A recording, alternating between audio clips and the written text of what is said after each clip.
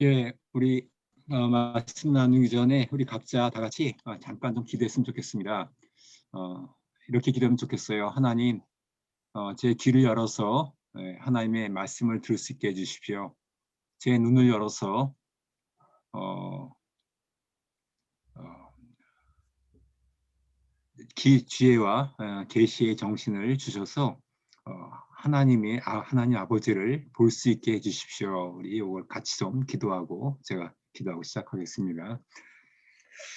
하나님 아버지, 그렇지. 우리에게 아버지 하나님 이 시간을 주십시오. 저희와 함께 우리의 기도합니다. 눈을 열어주십시오.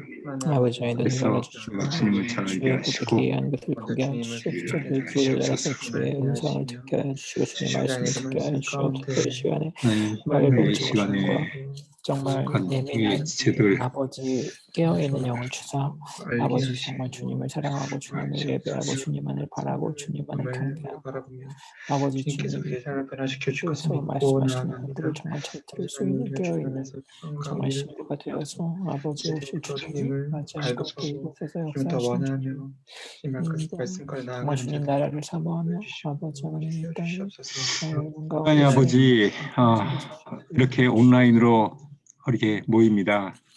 이미 하나님께서는 무소부지하셔서 모든 곳에 흩어져 있는 모든 시대에 흩어져 있는 주의 백성들, 성도들을 묶어서 연결하셨던 것들을 기억할 때 이 시가 다시 새롭게 주님을 만나는 기회가 되는 것임을 고백합니다.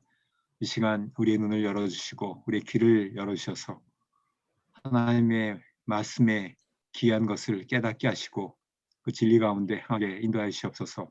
예수님의 이름으로 간절히 기도드립니다. 아멘. 아멘. 예,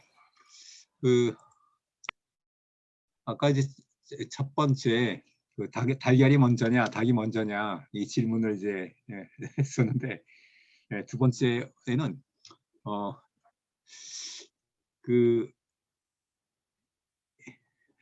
저 생백주베리 어린 왕자를 썼던 그 생백주베리의 그 야간 비행이라고 하는 그런 이제 책이 있죠. 그 이제 조난을 당한 거예요. 그래서 그 말 가운데 이런 구절이 있다고 합니다. 지도를 보고 또 보았다. 한참 지도를 봤는데 근데도 길을 찾지 못했다는 거예요. 왜 그랬을까요? 지도를 계속 보는데도 길을 찾지 못한 이유. GPS가 없어서 자기 질문.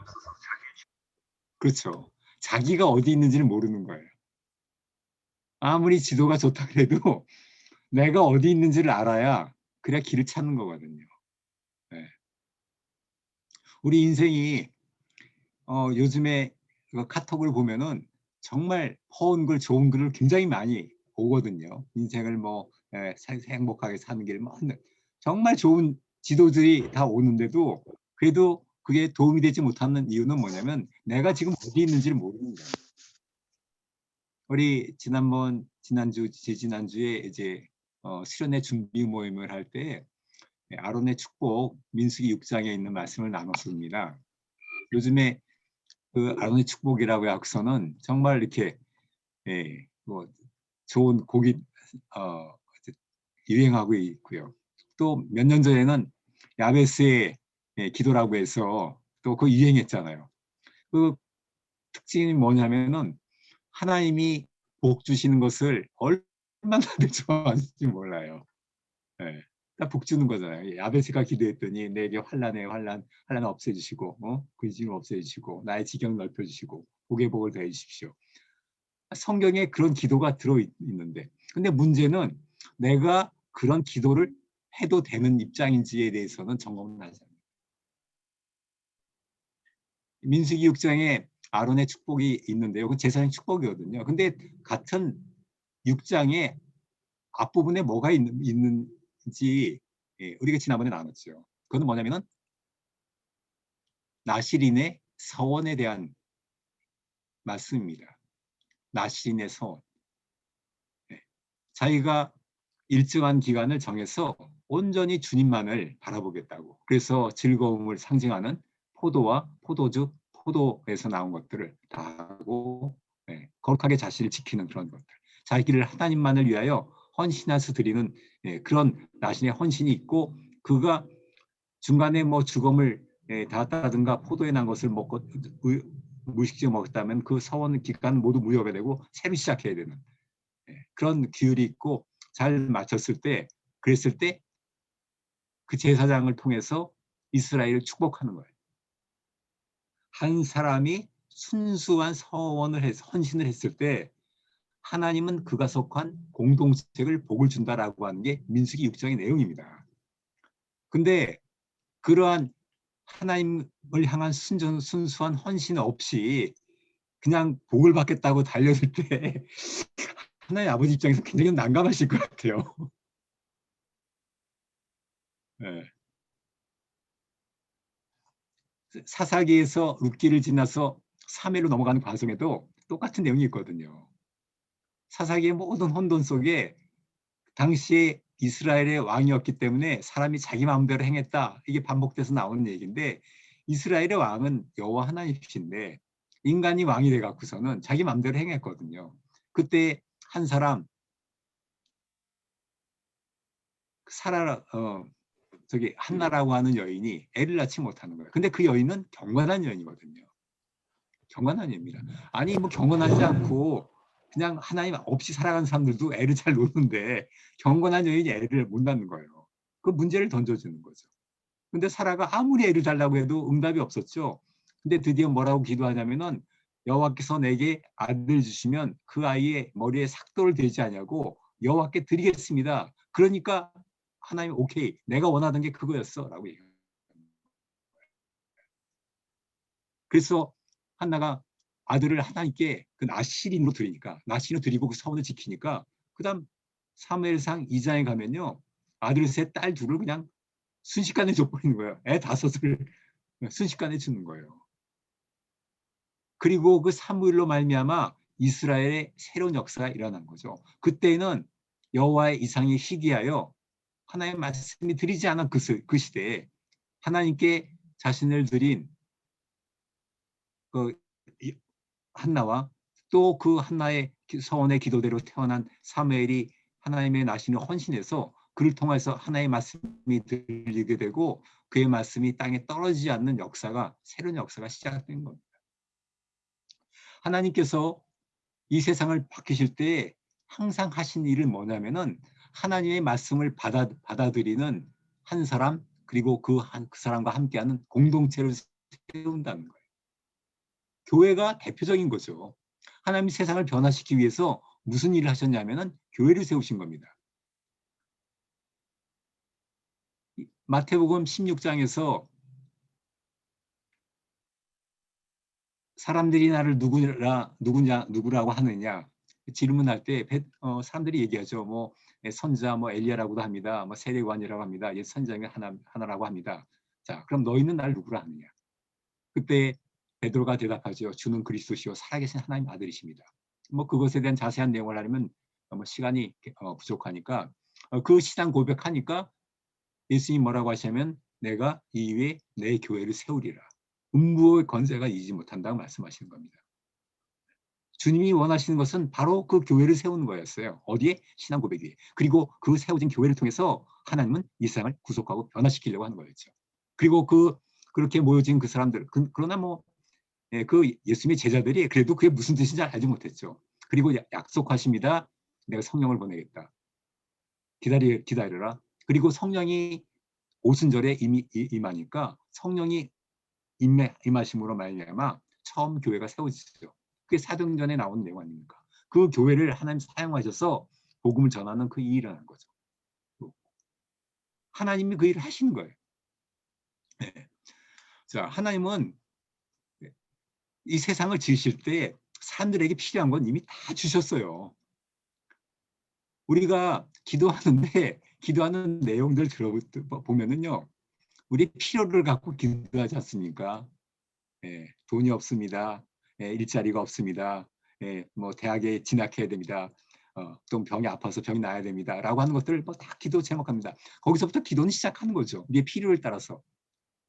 자기의 절실한 필요 때문에 기도를 시작하는데, 근데 기도를 하다 보면은 그게 별로 의미가 없다라는 것을 깨닫는 지점이 오게 되죠. 왜냐하면 하나님께서 이 세상을 지을 때 다 주신 거 아니에요. 창세기 입장에 보니까 첫날 빛을 만드시죠. 네. 그래서 낮과 밤을 만드시고, 둘째 날 궁창을 만드셔서 무리를 주십니다. 예, 빛이라는 거 절대적으로 필요하고, 물, 사람이 사는데 절대 필요하지 않습니까? 셋째 날 물이 한 곳에 모여서 묻이 드러나게 해서 바다 육지 만들고, 그 육지에서 동물들이 먹거리가 되는 모든 식물을 만드세요. 식물. 그 다음에 그 궁창을 채우는 해와 달과 별들, 그리고 새, 물고기들 만들고, 여섯째 날에 육지 생물들, 땅에 기는 것들, 그리고 마지막 날에 사람을 만든단 말입니다. 모든 것을 다 갖추고 나서 사람을 만들었어요. 처음 지음받은 그 사람, 창세기 2장의 아담이 되는데, 아담이 하나님께 무슨 기도를 하겠어요. 아담이 하나님 여기 보니까 먹을 게 없네요. 집이 없네요. 뭐 직장이 없네요. 뭐 그런 거 필요 없죠. 이미 다 주셨어요. 다 주신 거예요. 구할 게 없어요. 그냥 아담한테 준 사명. 야, 내가 이거 이끌어줄 테니까 이름 지어라. 그냥 아담 그 사명 이름 지어준, 동물 이름 지어준 거. 모든 필요는 다 주신 거예요. 근데 인간이 왜 필요가 생기게 되냐면은 타락하고 나면서부터 비로소 결핍하게 된 겁니다. 첫 번째 타락, 아담과 하하가 에덴 동산에 쫓겨나는 내용이죠. 그러니까 이마에 땀을 흘려야 먹을 수 있게 된 겁니다. 두 번째 타락, 가인이 동생 아벨을 죽인 거 아니에요. 가인이 동생 아벨을 죽이고 나니까 그 다음에는 이마에 땀을 흘려도 땅이 그 효력을 내지 않는 거예요. 그러니까 어떻게 됩니까? 땅의 효력을 받지 못하기 때문에 땅에서 유리한 자, 사람들이 뭔가를 만들어내서 인간들끼리 만들어내고선 하는 그런 삶을 살게 되는 거죠. 도시 문명이 시작되는 거였단 말이죠. 시편 104편에 보니까 하나님께서 가축을 위한 풀, 사람을 위한 채소를 자라게 하시며 땅에서 먹을 것이 나게 하셔서 하시고, 마음을 기쁘게 하는 포도주, 사람의 얼굴 윤택하는 기름, 사람의 마음을 힘있게 하는 양식을 주셨도다. 하나님이 다 주셨다는 걸 시편 기자가 고백하는 거예요. 예수님께서 마태복음 6장에서 뭐라고 말씀하세요? 너희는 공중나는 새를 봐라. 들의 흰 백합화를 봐라. 길쌈도 하지 않고 창고에 모아들이지 않지만은 너희 천국에 다 먹이시나니 너희는 이것들보다 귀하지 아니하냐. 귀하지 않냐. 너희가 무엇을 먹을까, 무엇을 마실까, 무엇을 입을까, 그거 걱정, 이런 거 다 이방인이 구하는 것이다. 너희는 오직 하나님 나라와 의를 구하라. 그리하면 이 모든 것은 너에게 더하신다. 하나님이 다 주신다라고 얘기했는데, 근데 현실은 없는데요. 근데 자, 그러니까 여기서 우리가 우리 유 교수님 한 것처럼 현실에서의 위치와 이 세상의 위치와 하나님 말씀, 하나님의 메가 그 스토리에서의 그 교차점에서 우리가 있는 거죠. 우리가 눈으로 보는 현실은 결핍. 그러나 하나님의 말씀 안에서 보는 것은 내가 너희를 위하여 모든 것을 준비하셨다. 거기서 우리가 만나게 되는 게 뭐냐면은 말씀이죠. 스가랴서 이사야서 보면은 이사야서 42장 5절에 보면은 하늘을 창조하여 펴시고 땅과 그 소산을 내시며 땅 위에 백성에게 호흡을 주시며 땅에 행하는 자에게 영을 주시는 여호와 하나님께서 이렇게 말씀하신다 얘기하는 거예요. 하늘을 창조하시고 땅과 소산을 내시고 땅의 백성들 호흡을 주시고 땅에 행하는 자에게 영을 주시는 하나님이라고 해요. 하나님 다 만들어 주신 거예요. 네. 스가랴서 보면은 스가랴서 12장 1절에 여호와하고 하늘 펴시며 땅에 터를 세우시며 사람 안에 심령을 지으신 분이 말씀하신다라고 얘기하는 거예요. 하나님이 하나의 백성한테 요구하는 게 뭐겠어요? 너희 열심히 농사짓고 살아라. 그거 아닙니다. 이스라엘의 출애굽에서 가나안 가는 것은 우리 신자들의 삶을 보여주는 모형이거든요. 이집트에서 나온 것은 죄에서 우리가 구속된 것을 보여주는 겁니다. 죄에서 구속된 걸 보여줘요. 6월절 어린 양의 피로 이스라엘 백성들은 죽음의 사자에게서 죽음당하지 않고 그리고 합니다. 그래서 6월절 어린 양의 피로 우리 제사함 받고 내가 피를 볼 때 넘어가리라. 그래서 우리가 죽음을 당하지 않은 거죠. 그리고 그들이 나와가지고서는 홍해를 건너는데 이것은 명백하게 세례 사건이죠. 구원받은 사람들은 그 세례를 받습니다. 그 세례 받고서 그 다음에 들어간 곳이 광야인데 광야에서 그들은 농사도 지을 수 없어요. 그럼 뭘 먹고 사느냐? 하늘에서 내리는 양식, 하늘 양식이에요. 사람이 떡으로만 살 것이 아니요 하나님의 입에서 난 모든 말씀으로 살 것이라고 하는 것을 경험시키는 것. 하나님의 약속이 있기 때문에 그들이 광야에서 그 만나를 먹고 사는 거였어요.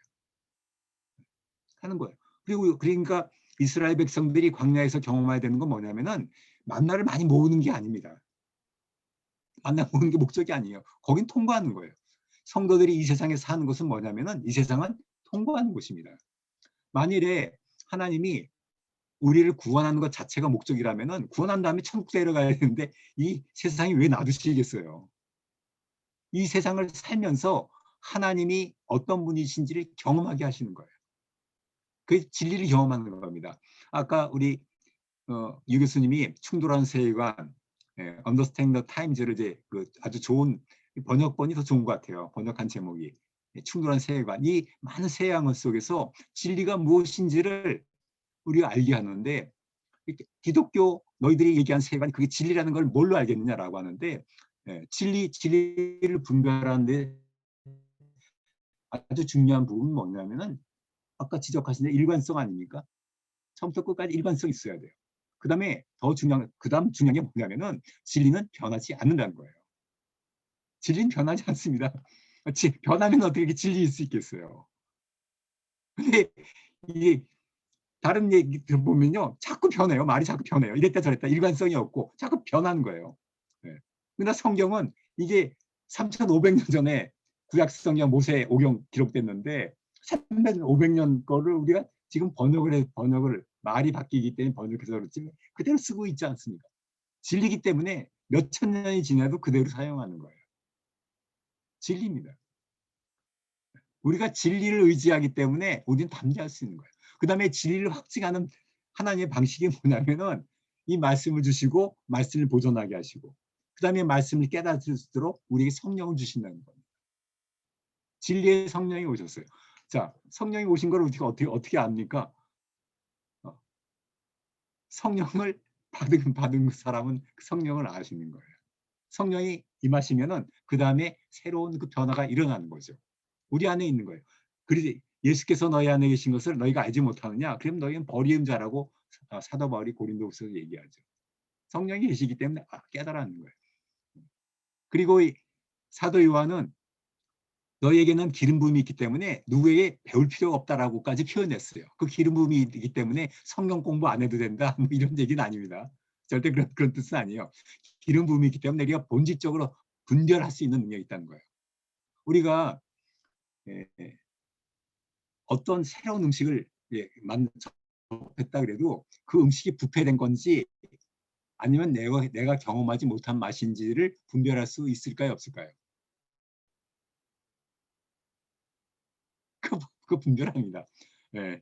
이제 그래서 그 야자라고는 그 열매를 이제 봤어요. 처음 봤어요. 예, 야자를 처음 봤습니다. 그래서 야자를 이제 따갖고서는 이제 봤는데 그 안에 들어있는 그 야자 술을 이렇게 먹어보면은 처음 먹는 거지만은 그게 상한 건지 아니면은 내가 처음 경험하는 건지를 분별할 수 있잖아요. 그죠? 네, 성령의 기름 부음이 있으면은 우리는 그거를 이것이 진리인지 아닌지를 당연히 분별할 수 있겠습니다. 왜냐하면 진리의 성령님이시기 때문에. 그래서 진리의 성령이 임하시게 되면은 말씀이 변화가 되는 거예요. 제가 성령을 처음 체험하고 나서 일어난 정말 중요한 변화가 뭐였냐면은 성경이 읽어지기 시작했다는 겁니다. 성경이 읽어지기 시작했어요. 성경이 재밌는 거예요. 그 이전에는 제가 성경 체험하기 전에는 정말 성경을 의무적으로 읽었습니다. 억지로 읽었어요. 역시 모르는 부분은 역시 모르고 내 위기는 늘 위기일 수 있지만은 내 위기는 위기일 수 있지만은 성령을 체험하고 나면은 이게 양식이 되는 거예요. 시체한테는 음식을 줘도 소용이 없습니다. 신체한테 음식이 필요 없어요. 거듭나지 않은 사람들한테는 하나의 말씀이 양식이 안 됩니다.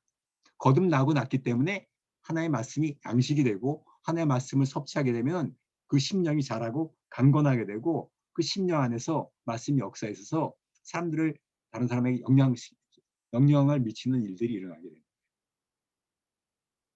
근데 안타까운 거는 사람들이 예수 믿어 거듭났음에도 불구하고 영양이 공급되지 않기 때문에 성장하지 않는 그런 아이들이 너무 많다는 거죠. 그게 문제죠. 네. 하나님은 이 세상을 지으셨기 때문에 그 지으신 솜씨가 우리 사람 몸에도 나타나 있는 겁니다. 그래서 인체의 구조를 이렇게 보다 보면요, 하나님의 솜씨가 나타나게 되고 이 놀라운 솜씨가 우주에도 나타나게 되고 이게 통하게 되는 거죠. 사도행전 14장 13절부터 15절 좀 같이 봤으면 좋겠습니다. 사도행전 14장 13절과 15절.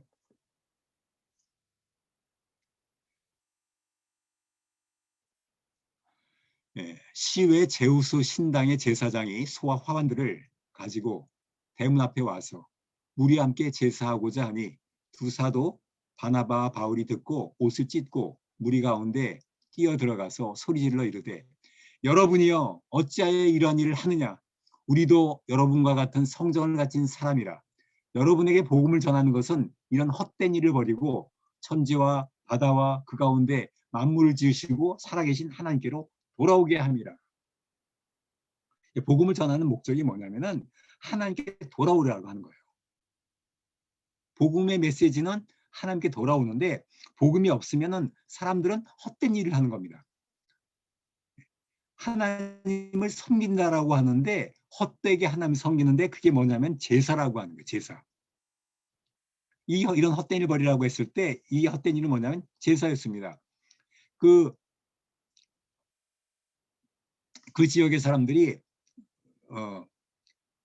어떤 전설이 있었냐면은 제우스가 사람의 모습으로 나타났을 때 홀대했기 때문에 큰 환난을 당했던 그런 일이 있었다는 거예요. 근데 바울과 바나바가 나타나서 날 때부터 걷지 못한 사람을 고치고 나니까 그 사람이 뻗어나 걷게 되니까 이 사람들이 보고서는 야 신들이 사람의 형상으로 나타났다 얘기한 거예요. 그래서 바나바는 풍채가 좋았는지 바나바는 제우스라 그러고 그 바울은 말을 잘하니까 헤르메스라 그래요. 그래서는 제우스 신당의 제사장들이 와 그래서는 소를 가지고 오고 환을 가지고 와서 그래서 제사하려고 그랬던 거예요. 그때 우리가 상식적으로 생각하면은 바나바 바울이 신으로 수상을 받을 때 가만히 잠잠하고 있으면서 제사하게 한다면 이제부터 너희 내 말 들어. 그랬으면은 얼마나 좋았겠어요. 근데 그렇게 하지 않았어요. 그 제사하려고 하는 걸 말렸습니다. 우리도 당신과 같은 성정을 가진 사람입니다. 우리 신이 아닙니다. 우리 사람입니다. 복음 전하는 이유는 이런 헛된 일, 제사하는 것. 사람들이 왜 제사를 드리냐면은 하나님께 복 받겠다라고 하는 거 아니에요. 제사의 부정적인 의미로 제사 드리는 건 뭐냐면 신을 노엽게 하지 않으려고. 저 신이 노할까 봐. 그냥 이거 제사 드리니까 그냥 우리 그냥 거두지 말고 좀 놔두세요. 그런 거 아니에요? 네, 인당수의 심청이를 집어 던진 이유가 뭐예요? 풍랑 일지 말라고. 그냥 우리 그냥 조용하게 항해할 테니까 풍랑 일지 말라고 사람을 사서 인신제사 드렸던 거 아니에요? 인당수에. 네. 제사 드리는 이유는 뭐냐면 복 받겠다는 거예요. 네, 우리가 뭔가 좀 잘 되려고 하는데 그래서 제사 드려요. 심지어는 첨단 기기를 들여놓고서도 고사를 지내지 않습니까? 프로야구 개막식에 고사 지내지 않아요? 네. 프로야구 그 첨단 장비를 다 동원해서 하는데 이 프로야구 스케줄에 회방하지 마시고 알지 못한 신에게 그렇게 제사를 하는 거예요. 근데 하나님이 복음을 전하여야 한 것은 참되신 하나님이 누구신지 알고 이런 쓸데없는 일을 하지 말라고 얘기하는 겁니다. 하나님은 어떤 분이십니까? 로마서 8장에서 사도 바울이 얘기해요. 자기 아들을 아끼지 아니하시고 우리 모든 사람을 위하여 내주신 분이라고. 아들을 아끼지 않고 내주신 분입니다. 하나님은 우리에게 섬김을 하는 우리의 뭔가를 뜯어내 갖고서는 그렇게 하려는 분이 아니에요. 하나님 우리에게 주시는 분입니다. 근데 왜 우리가 하나님께서 주시는 복을 받지 못하냐면은 죄 때문이라고 하는 거예요. 죄가 있기 때문에 안 된다는 겁니다. 우리가 하나님의 복을 받으려고 하면은 하나님이 우리에게 주시는 복은 뭐냐면은 먼저 우리가 하나님 앞에서 하나님과 소통할 수 있는 존재로 바뀌어야 된다는 거예요. 그게 거룩입니다. 그 유명한 호세아 6장 6절 말씀. 내가 뭘 원하는지 아니? 나는 인애를 원한다. 제사를 원하지 않아. 번제보다 하나님 아는 것을 원한다. 하나님 알기를 원한다. 예수님께서 이 말씀을 인용해서 마태복음 9장에서 너희는 가서 내가 긍휼을 원하고 제사를 원하지 않는다라고 한 뜻이 무엇인지 배워라. 내가 의인을 부러운 것이 아니라 죄인을 부러 왔다라고 얘기하시는 거예요. 내가 원하는 게 뭔지. 내가 언제 제사를 원했어? 아니 레위 보면 하나님 번제 드리라고 그러지 않으셨나요? 야, 내가 그것 때문에 그 짐승의 피를 원해서 그런 게 아니야. 너희 죄 때문에 너희 죄를 해결해야 되는데 너희가 자신을 죽일 수 없으니까 죄 없는 짐승을 죽이는 거야. 죄 없는 짐승을 죽는 그것을 보면서 내가 지은 죄가 나 때문에 이렇게 죄 없는 짐승을 죽이는 이런 일을 하는구나. 내가 이러면 이렇게 살면 안 되겠구나. 그걸 돌이켜야 되는 거죠. 근데 헛된 제사를 드리는 거예요. 여전히 하나님 앞에 반항하고 하나님 없이 살기를 원하면서 죄 없는 짐승만 자꾸 죽이는 거예요. 그러니까 내가 언제 그런 제사를 원했니라고 얘기하는 겁니다. 다윗이 범죄하고 난 다음에 그걸 깨달았죠. 주께서 원하시는 제사는 상한 심령이라. 통해한 심령을 멸시지 않겠습니다. 주님, 제가 정말 잘못했습니다. 제가 이렇게 하면 안 되는 거였습니다.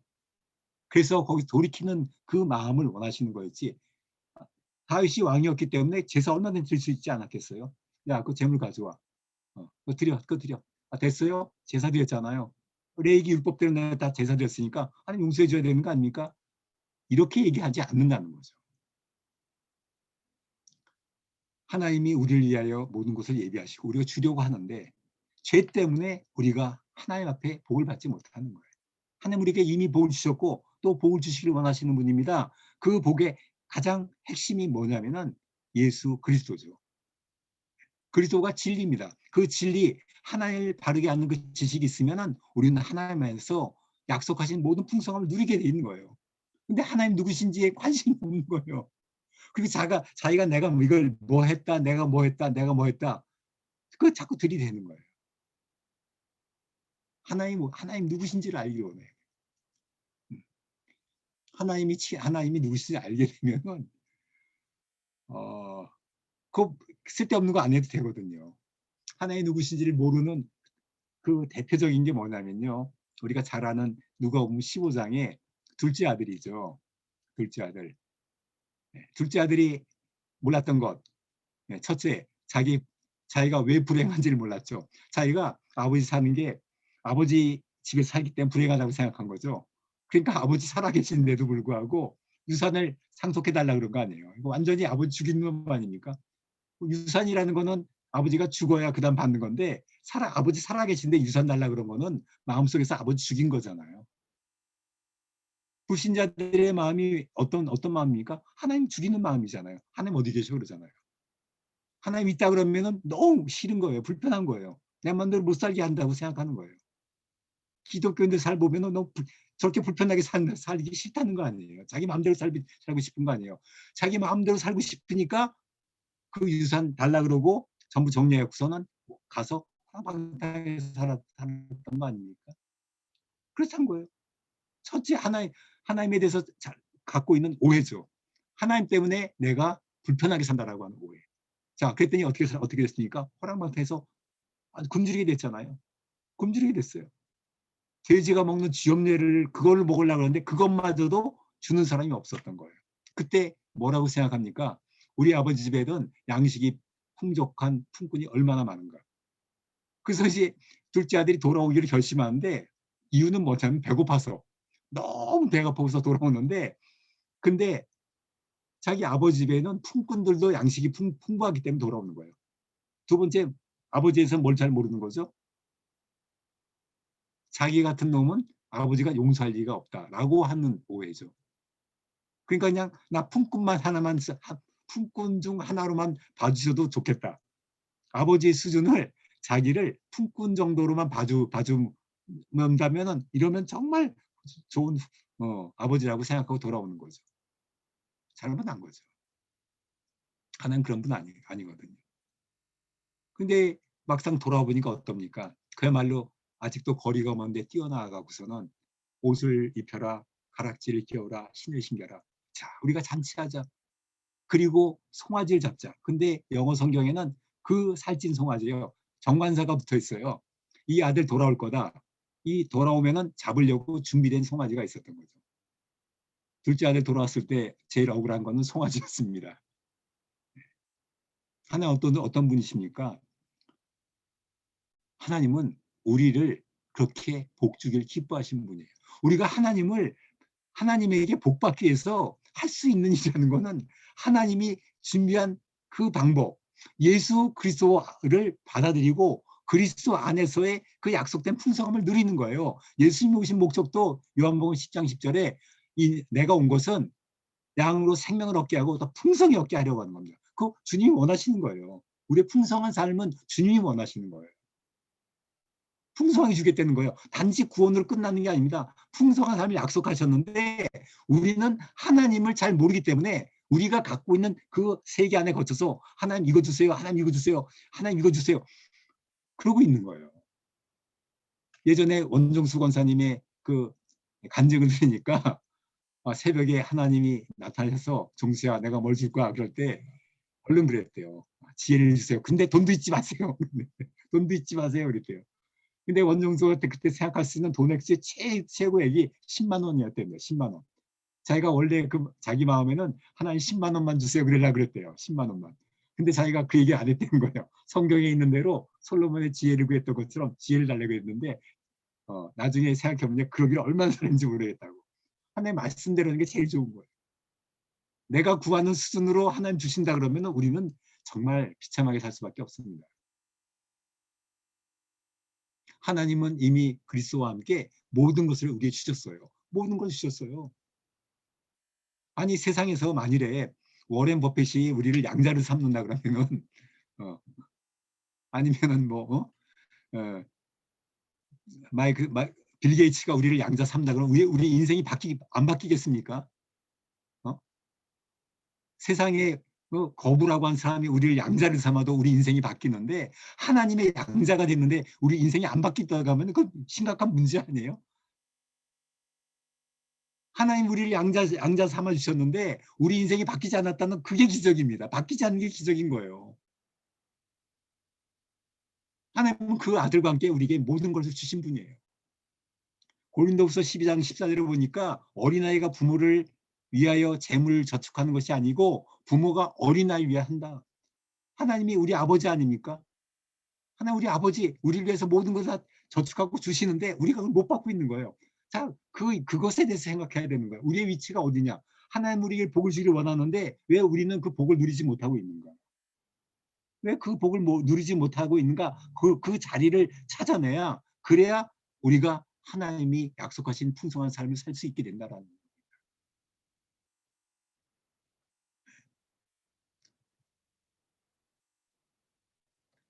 그 구원받은 백성들에게 하나님이 주시는 말씀들이 그것이 우리에게 하나님의 풍성한 약속을 누리게 하는 그 길이죠.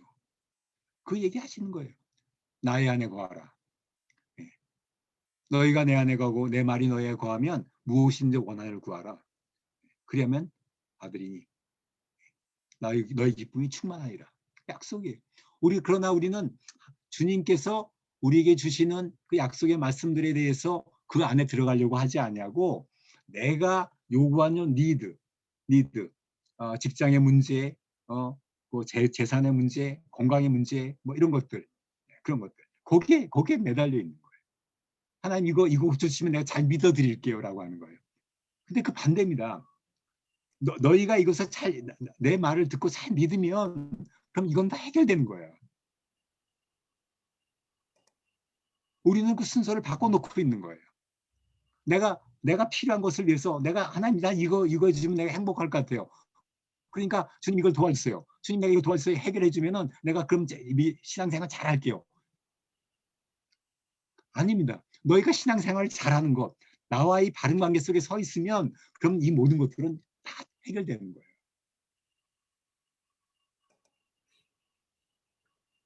요한복음에서 마지막 이적이 뭐냐면 7개 이적 중에서 마지막 이적이 죽은 나사로 살리는 이적 아닙니까? 나사렛 무덤 앞에 서갖고서는 예수님이 얘기하세요. 내 말이 너희가 믿으면 하나님의 영광을 본다고 하지 않았느냐. 믿으면 영광을 본다. 사람들은 뭐라고 얘기하면 보여주시면 믿을게요 그러는 거예요. 보여주시면 믿을게요. 예수님 말씀하시면 믿으면 본다. 믿으면 본다라고 하는 거예요. 그 말씀을 믿는 것. 하나님의 약속의 말씀을 믿고 그 말씀에 내 삶을 실으면 그러면 그 다음부터 영광의 날들이 오는 거예요. 기적이 나타나는 거예요.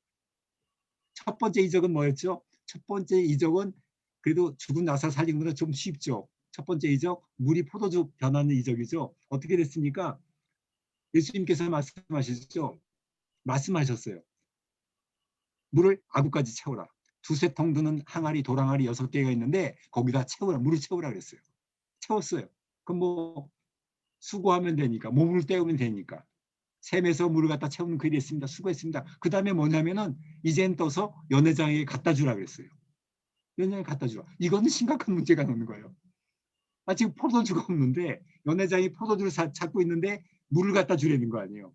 연회장이 물 먹고 뭐라 그랬어요. 이놈들이 날 물먹이네 그럴 거 아니에요. 근데 이 하인들이 너에게 무슨 말씀 하시든지 시키는 대로 하라고 해서 시키는 대로 그 물을 갖다 떠주니까 물을 가져가는 그 과정에서 포도주로 바뀌었다는 거예요. 그게 물포도주가 된 겁니다.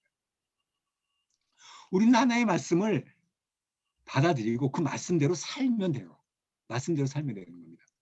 성경의 모든 얘기들은 하나님을 말씀하시고 사람들이 그 말씀을 믿는 겁니다. 그 말씀을 믿는 거예요. 아브라함도 동일했어요. 아브라함도. 우리의 믿음 조사 아브라함이 뭘 했냐면은 하나님이 내 자손이 하늘의 별같이 많을 것이다 얘기했어요. 저 하늘을 별어봐라. 네 자손이 하늘같이 많을 거다. 말도 안 되는 얘기죠. 아니 지금 100세가 돼서 애도 없는데 애 낳을 수도 없다는 거 알아요. 생물학적으로 낳을 수 없는데 하나님 보라 그랬어요. 별 많네요. 네 자손이 저 별같이 많을 거다 얘기했어요. 아브라함이 그 하나님 믿었어요. 그것이 그의 의가 됐어요. 하나님의 말씀을 믿는 게 우리의 의가 된 겁니다. 우리가 예수를 믿어서 구원받는 것도 동일한 겁니다. 예수 믿어서 어떻게 구원받고 천국 갔겠어요? 이거 말이 돼요? 야 그게 이스라엘 청년 믿는다고 우리가 구원받는 게 말이 되냐라고 하는 거예요. 근데 그걸 믿는 거예요. 예수를 믿는 거예요. 그것이 우리의 의가 되는 거예요. 예수가 우리의 의가 돼서 우리가 구원받는 거예요. 그래서 그 구원받은 그 사람들에게 하나님은 그 약속대로 그 양자들에게 주시는 모든 상속권, 모든 은혜들을 그다음 부어주는 겁니다. 근데 사람들이 하나님 내게 이거 주시면 내가 그다음 믿어드릴게요 라고 얘기하는 거예요. 그리고 그 믿어드릴게요 라고 하는 조건으로 자꾸 제사 드리는 거예요. 헌금도 갖다 바치고 무슨 봉사도 하고 뭐 선교 나가면서 단기 선교도 가고 내가 이렇게 했으니까 하나님 나한테 복 주셔야 되는 거 아닙니까? 아닙니다. 그 필요 없는 거예요. 그걸 해서 뭘 받는 게 아니라 하나님이 주신 그 약속의 말씀 그걸 받음으로써 내게 주님께서 그 일을 행하시는 거예요. 그 다음은 경험하는 거예요. 하나님의 약속이 이루어지는 걸 내 삶에서 경험하는 거예요.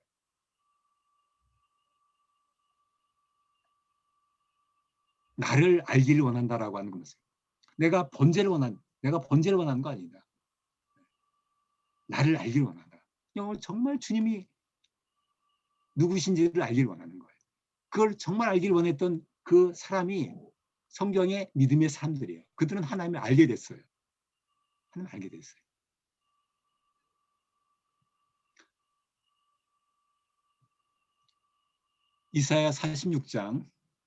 이사야 46장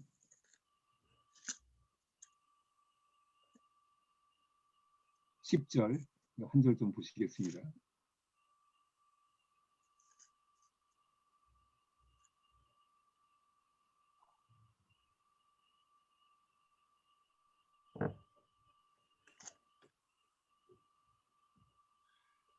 이사야 46장 10절 같이 읽어보겠습니다. 내가 시초부터 종말을 알리며 아직 이루지 아니한 일을 옛적부터 보이고 이르기를 나의 뜻이 설 것이니 내가 나의 모든 기뻐하는 것을 이루리라 하였노라. 하나님은 처음에 시작할 때부터 종말을 완성해 놓으셨어요. 그래서 내가 시작이다, 내가 끝이다. 개인적에서 난 알파야 오메가다. 내가 시작이요 처음이다라고 계신 거예요. 하나님은 끝을 다 알고 계신 겁니다. 다 완성해 놓으신 거예요. 그래서 사도 바울이 창세전에 그분의 계획을 깨달았다고 얘기하는 겁니다. 아니 만일에 하나님이 그걸 결정해 놓지 않았으면 십자가 다 구원 다 결정해 놓지 않았으면은 되게 우습지 않아요? 동산에 선악과 만들어 놓고 가만 얘들이 이걸 어쨌나 이러셨을 거 아니에요. 아닙니다. 아담과 선악과 따먹고 다 알고 계셨던 거죠. 그래야 그들이 그 먹고 와야 그 죄를 경험해야 선이 무엇인지 알게 되고 어둠을 경험해야 빛이신 주님을 알게 되는 거예요. 그래서 우리가 이 세상에 살면서 이 어려운 일을 경험하는 겁니다. 이것이 우리의 영혼에 유익이 되기 때문에 하나님 그걸 경험하게 하시는 거예요. 그러니까 너희가 세상에서 환난을 당한다라고 얘기하는 거예요. 너희가 세상에서 환난을 당하지만 담대하라. 내가 세상을 이겼다. 내가 세상 환난을 당하지 내 안에 있으면 돼. 얘기하는 거예요. 너희가 세상에서 환난을 면해 준다고 얘기한 게 아니에요. 환난을 경험해야 주님의 보호를 알게 되는 거예요. 그래서 하나님이 누구신지를 경험하게 되는 거예요. 진짜 승리를 경험하는 거예요. 그래서 성경에 1189장이 성경에 딱 가운데 있는 장이 시편 117편인데 2절짜리 성경이 2절짜리. 너희 모든 백성들아, 너는 모든 나라들아 여호와를 찬양하라. 왜? 그의 선하심과 인자하심이 영원하기 때문에. 그걸 경험해야 돼요. 하나님이 선하시는 것을 경험하는 것이 우리의 신앙생활이에요. 하나님의 인자하심이 영원하다는 걸 경험하는 거예요. 하나님은 절대선, 절대 인자하신 분. 어떻게 이 세상에 악이 있고 이 세상이 영원하지 않기 때문에. 그래서 하나님이 경험하는 거예요. 그걸 경험하게 하시려고 하나님 우리에게 은혜를 주시고 인도하시는 거예요.